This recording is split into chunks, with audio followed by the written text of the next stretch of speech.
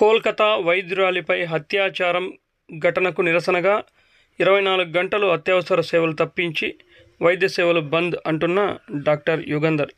చిత్తూరు జిల్లా పలమనేరు నియోజకవర్గం Indian medical association Palamaner నియోజకవర్గం అధ్యక్షులు డాక్టర్ యుగంధర్ శుక్రవారం రాత్రి 8:30 గంటల ప్రాంతంలో మీడియాతో మాట్లాడారు. కోల్కతా రాష్ట్రంలో కొన్ని రోజుల ముందు ఓ వైద్యురాలిపై అత్యంత పాశవికంగా అత్యాచారం చేసి హత్య చేసిన వైనం అందరికీ విదితమే.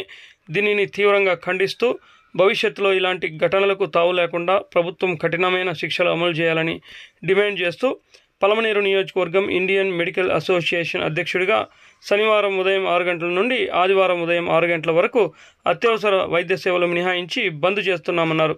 అలాగే శనివారం సాయంత్రం పలమనేరు పట్టణంలో క్యాండిల్ ర్యాలీ చేయబోతున్నట్లు తెలిపారు.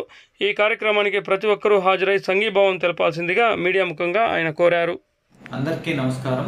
Doctor Yugandhar, IMA president, Palamaneru branch. కోల్కతాలో 9వ తారీఖున నైట్ డ్యూటీలో ఉన్న ఒక మహిళా డాక్టర్పై అతి కిరాతకంగా హత్య చేసి చంపిన దాని గురించి central committee Indian medical association వారు పిలుపు మేరకు రేపు అనగా 17వ తేదీ ఉదయం 6 గంటల నుంచి ఎల్లుండి 18వ తేదీ ఉదయం 6 గంటల వరకు అత్యవసర సేవలు తప్ప మిగతా అన్ని సేవలని నిలిపివేస్తున్నట్లు పలమనేరు బ్రాంచ్ తరఫున తెలియజేస్తున్నాము. మహిళలకు సంబంధించిన సంఘటనను మనము తప్పకుండా ఖండించాలి.